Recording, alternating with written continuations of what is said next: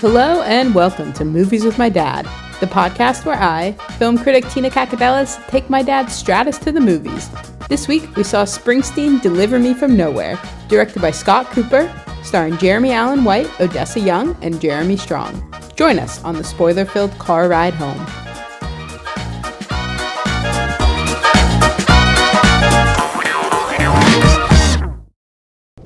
I feel like you have to take the lead because I'm the driver today. That's not fair. We can't turn the whole podcast up on its head just because you're driving. Sorry, I needed gas. Fine. Okay, hello, so, Tina. Father. Hi, Tina. What did we see? That was an emotional roller coaster. Was it? Oh my gosh! Don't tell me you were not affected. I did not like it. Oh my word! I'm so mad about it. They killed my boy. They massacred my boy. Tina, this was a tour de force. Oh, stop. You can't. You need more adjectives. That's all I got. I know, but you can't keep calling everything a tour de force that you like. I like it. Oh, okay, what was it called? I don't know. I mean, Same Bruce Springsteen, something or other. Okay, just Springsteen, Springsteen, something from nowhere? Deliver me from nowhere. Okay. Because it's a line from Nebraska. Yes. That's a state in this country. Also, one of the greatest Bruce Springsteen albums of all time. But well, of course you like that one. When he gets all emo. Exactly. I had no idea that he had this much. He just locks himself in a home and just records by himself. Of course, I had no idea that this was the backstory of Bruce, really, but of this particular album, Nebraska. That was amazing. You did not like it? I did not like it. How could you not like it? Everything you wanted. Because you just didn't like him. No. That's not my problem. He looks at a mansion on a hill and then he's like, you know what? I'm going to go write mansion on the hill. And we had anything in between. And I'm like, come on now. That was left out unsaid. And then he writes, why on his little paper? Come on. Mm-hmm. Okay, so the plot is just Bruce Springsteen hot off of The River, which also is not one of my favorite albums of his, but it is like the first one where he did get the top hit with Hungry Heart. After that, it was he's on the precipice now of global stardom. Yes. And instead of making an album to play for the radio, he's like, what if I just leaned into my depression? And watch Terrence Malick movies? That is just mean of you. I relate to it.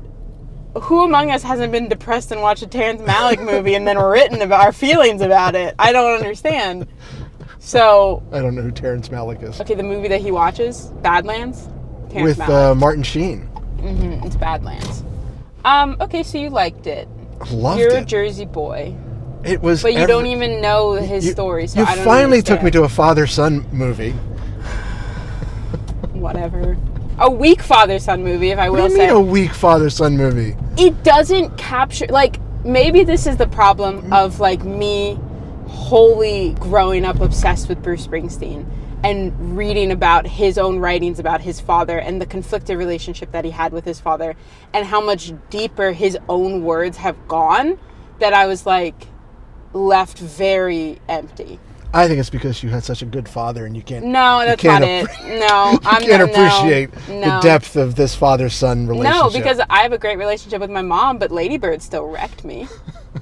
So that's a bad case. I think the problem is that I know too much. That's true. I knew nothing. Right. I did not know... And you didn't know anything about his dad? Other than I knew he was a working-class guy and he had one and there may have been something, but no. Yeah, so he talks about building his whole entire persona of Bruce Springsteen after his father because he could never get his father's love. So he figured that if he emulated his father, he could get a taste of it, which here's a great time for you to explore that in this film, but then they didn't. Okay, so how did the story get written for this movie? I saw it was based off a book. It's based off of a book of... Did Bruce participate in writing the book? I think he was interviewed for the book, but I don't think that he wrote it. I think Warren Zanes wrote it. Yes, by himself. I did see that name up there. Okay, you remember the name of the author, but not the name of the movie Only that was because shown to you twice. Zane was kind of a cool name. Yeah, One Direction's a big hit. Yeah, that's why I remember it. He was involved. Bruce was also involved in this movie. I would say he put himself out there in this movie. I say that he doesn't. What? I feel like For the vast majority of people that don't have the depth of knowledge that you seem to have about an artist who is long after your youth. And? Just saying. I don't understand. What? It's like me knowing the depth of knowledge on Frank Sinatra. Okay, well, maybe Frank Sinatra's music really spoke to you. Bruce Springsteen's music really spoke to me as a little teen. I guess. I don't remember you playing it. I found Born to Run somehow on the internet, the early days, and I fell in love with it. I didn't also love Jeremy Allen White as Bruce. I thought he was very good at this. At acting? Yes. But acting as Bruce, I don't think so. Well, he wasn't Bruce. I don't think that is Jeremy Allen White's fault. And I did appreciate that he was not, he got the slouch. He got, the little He got sad the gravelly voice pretty well, I thought. I'm going to jump off this bridge that we can't get off of. I could tell when they would switch between Bruce's voice and Jeremy's voice, and it pissed me off. The mainstream media will tell you that he sang it, but I refuse. Jeremy. Yeah, Jeremy. But I refuse. There are so many moments in that where I was like, you're just playing me, Nebraska. You're just playing me, Bruce. Again, I'm nothing to back this up on except for I didn't get that 2 decades. A decade and a half of hard labor listening to Bruce Springsteen. So let's go to discuss Faye. Yeah, she's not real. Oh, thank goodness. She's an amalgamation of a couple girlfriends that he had around the time of Nebraska and around that time. But Faye herself is I really not, felt for this woman. And not to mention, she also looked like most of the girls I knew in high school. Well, because you were a Jersey boy. Yeah, but they got the hair down perfect. They got that. It's just 80s hair. Oh, and the sweater. I was having flashbacks to my high school days. It was just the 80s. I don't think this is it didn't feel particularly. Well, I went to high school in the early 80s. If you know, I don't feel like it's specifically Jersey. Her attitude was so Jersey. Okay. She was perfect Jersey girl. Okay, good. I love Odessa Young. I'm very happy with her. Glad she's in it. Wish she had more to do. What has she been in other than this? Does she have that attitude just naturally? Or does she play that nice, spunky Jersey girl? That is different than the roles that I have seen her play. Well, then she's really good at it. She's a great actor, and I was very happy that she was cast in this. Honestly, the whole cast list made me extremely happy. Go ahead. And then I didn't feel like any of them were used well. Well, I have a question about one of the particular cast members. Is it Meryl Streep's daughter? Oh, no. Who is she? Jeremy Strong from Succession, the Succession guy. Yeah. John Landau. His wife that he talks to, that's Meryl Streep's daughter. She didn't get a lot of... No, she did not. So I was like, Grace, what are you doing here? No, Mark Maron. Did he just I think he's just a huge Springsteen That's fan. what I was wondering. It felt like just a cameo so I can say I was in a Springsteen movie 100%. And maybe Springsteen might show up on set. I would do the exact same thing. Because he had nothing in there, and I love Mark Maron. Exactly. If they said, you want to be an extra? And I said, yes, absolutely. I don't even need to meet Bruce. I just put me in a Bruce Springsteen movie. I don't even know. It just disappointed me. And I had low expectations. I didn't like the characterization of his mom. That didn't feel right to me, based off of everything that he has talked about his mom. How she was always this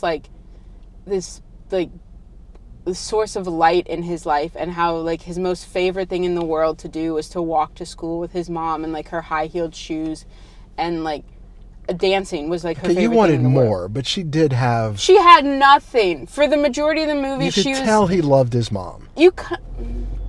It was short because they had to focus on the dad relationship, which is paramount to... Okay. Look, there's a lot of traffic here. Go into the Wendy's parking lot. Why? Because then we can go around the back. Otherwise, we're going to be stuck in this traffic forever. It's moving Trust now. me. Dad, it's moving. Look how far away the bus is. Okay, don't trust me. I'm not trusting you. So in 20 years, I can have my own Deliver Me From Nowhere. Actually, if we're going on Bruce Springsteen's timeline, I should be writing my Nebraska about now. He's 32. Look at there's no traffic. Fine. This is why I don't trust you. Okay, so you... Feels like a betrayal. By the traffic or by me? You. You like the dad? You feel for the dad. You feel for him. Well, obviously he has, all kinds of issues himself. I also just kind of hated how they were like, he's got the illness, the mental illness. And I'm like, come on, guys. Well, it was Bruce's story, not his dad's story. The same thing about Bruce. For much of the movie, and I get it, depression is hard to, put on screen. But just, Jeremy Allen White just, looking out of a window for, prolonged periods of time. I like the way they handled him going to the psychiatrist for the first time. Yeah. I thought that was very nicely done. I kind of honestly wish it ended there. Yeah, but you did want to see the follow-up of him. We know the follow-up. He's Bruce Springsteen. Look, there are people We know that Born in the USA comes next. I don't think everyone knows that. And look, you've already told me that your generation thinks he's a staunch Republican because of Born in the USA. Correct. So they don't know any of this other stuff. Yeah, but I don't think this is changing people's minds about that he's not... Well, no, it wasn't obvious from this. No, So I'm just saying, my point there is that people don't know Bruce's anthology. Yeah, but they know that, Bruce is still with us and Bruce is doing better. I don't even know if they know that. Actually, they might not know that Bruce is still with us. They just know Born in the USA. How could you not like this movie? Because it didn't have the heart of Bruce. It did, I guess, because he was there. And I love Stephen Graham. I think Stephen Graham, he plays the dad. I think he is such a great actor. You mean Al Capone? What? That's what I know him as. Who does he play at? When does he play Oh my Al gosh, Capone? he plays Al Capone in Boardwalk. Also another Jersey. Oh, that you HBO. tried to show us when we were children. I don't remember And then there's that. a graphic sex scene in the first episode, and you were like, maybe not. Crazy. Perhaps I forgot. I don't think I went back after that. Maybe you should go back now. Children. It's a great series. I did love that series. Oh, I love Stephen Graham, and Stephen Graham's a phenomenal actor, but I don't feel like they gave him anything to do. They didn't play did not. the layered, No. they didn't give me the layered He father was that supposed again to be Bruce has a talked flat about. character. No! Bruce has talked about it. Bruce has talked so much about it. The audience doesn't need to go into depth about... Then what are we doing here? Then what are we doing? If the man himself has already shown that he is willing to talk about the hard, messy things of his life. There's a car coming right at us. Stop. And you didn't stop at that stop sign. I did a California You did a rolling roll. stop. It's called a California roll. We're not in California. It's just heated. I just don't understand. My greatest fear going into this movie. I don't think you should be driving anymore. I don't think I should have been driving for this particular movie. I do agree. My greatest fear going into this was that it was going to be a too neat portrait of the mental health struggle that Bruce was going through at that time, of the deep, deep depression that he was going through at that time.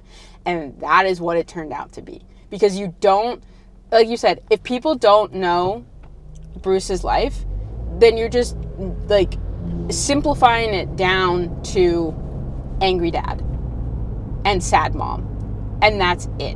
When Bruce himself has talked so much more in depth about his father and showing sympathy to his father of how he was raised and how he was taught, and the mental illness that his father never understood or never even had the words for or never even wanted to consider. You have the man himself, and Deadpool over there. There's a Halloween parade. You have the man himself who has written such beautiful things about trying to understand how his father treated him, and how he has reckoned with it now, and how he has brought aspects of his father's life into his performance, into his persona as Bruce Springsteen. And then you strip all of that away for this movie. And I just don't see the point. So what you want is Bruce Springsteen to be an accomplished filmmaker and to have made this movie. No, he doesn't Because have you to. need somebody at that depth of his songs. No, to you need produce somebody this who's movie. seen Bruce Springsteen live on Broadway 20 times I have. That's it. That's all you need. Because the way, and it's something that is stuck so much in my brain ever since I saw it. with the way that he talks about going into the bar.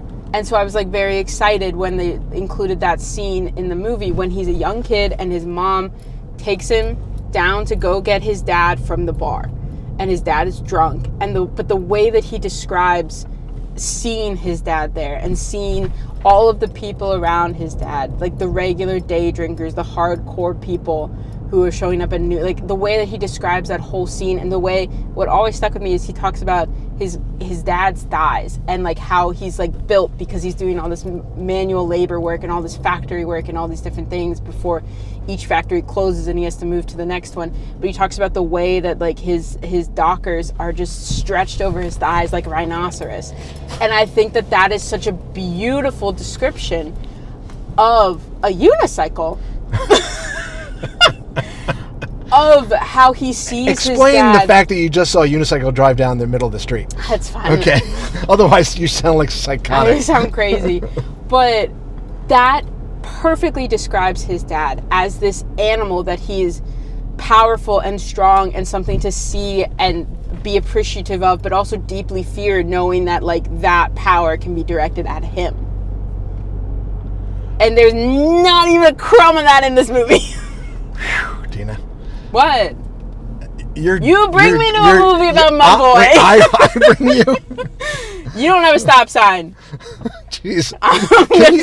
Can you pull over so I can drive? Because you're starting to worry me. We're almost home. You've swerved 18,000 times, and I have not. And that one car wasn't even going to hit Another rolling stop through the stop sign. Oh my God, I'm never driving again. Okay, we're almost home.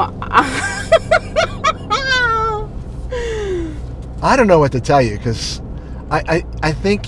You think he's going to win the Oscar? I think you're a bad audience for this because of your... I think I should be the perfect audience for this. Deep knowledge and respect and love for Springsteen. I think you're too deep in. So anything short of 20 plus years of studying of Springsteen is going to come off shallow. It doesn't have to, though. It doesn't have to. I think it's hard. I think it's hard. This much time. They're not covering a lot of time. They're just covering the close neck sections. I'll have a breakdown. Now, on a positive note, great choice of cars. That's what I cared the most about. Did they get his cars right? I can't answer Z28 was beautiful. Yeah, as soon as new he did car the close-up of the grill. Oh, that took me back to my Jersey days when I was driving my Trans Am. For sure. And then his buddy that had that Challenger that picked him up. For sure. Oh, that was a very beautiful car. It's just the writing felt like he was writing in... Go back to the artist and Well, writing. no, because you bring about the car. And the part about the car that like really worried me from the trailer was when the salesman is like, great car for a hotshot rock star like you or whatever. Right. And he was like, yeah, I know who you are. And then Bruce is like, that makes one of us. I'm like, Bruce is not doing this. This is What do you mean he's not doing this? He's not. It's a good line. No, it's a good line in the sense of like you use it for the trailer and then you don't put it in the movie. Because it then tells the audience who don't know Bruce Springsteen like I do, or like other crazy people do, then it tells you that this is not the Bruce Springsteen that you know. That if you only know him from like Dancing in the Dark and Born in the USA, this is sad boy Bruce. Although I will argue Dancing in the Dark is very sad. You just don't think it is because of the tempo of the song. It's the same issue as Born in the USA. Anyway, I could keep going for forever. Okay, what do you want to rate it out of? We got an email we got to get to, too. Z28s. That's the beautiful Camaro. Yeah, but... It's very like Jersey. A 4-track player. The whole central thing of this boy. Fine, whatever. 1.5. Excuse me? I stand by it. Oh, I'm a solid 4. Psychotic. Right back at you. And then click my email app on the bottom. Okay. And then there should be an email open. From MEK? Correct. Okay. Another Jersey boy. Hi, guys. These reviews are fantastic. Keep it up. I appreciate that, huh? All right. I like the dynamic between you two. Do you know who this is? I haven't gotten there yet. Oh, wait. Is it my cousin? Really hope it catches on. I added some comments on your reviews of the MCU and DCU movies. No idea what those are. The Marvel Cinematic Universe and the DC Universe. Okay, fine. Since I watched them all, LOL. I probably get too in-depth with this lore, but it's what it is. Keep them coming. Your cuz. There you go. All right. You're outing his whole government, well, I guess one of his government names to the public. Well, I guess let's say his last name is different than mine. I'll bleep it, but that's crazy. Oh, good point. Yeah, he left some comments. I don't know if you in your free time, you can read them. Okay. Shout out to family then. Shout out to the family. Shout out to the Jersey boy. He's not a Jersey boy. What? How little you know about your own family, Tina. How little you taught me about my own family. Okay. Anything else? Parting words? Jersey proud, baby. Jersey strong, I should say. Bye, Tina.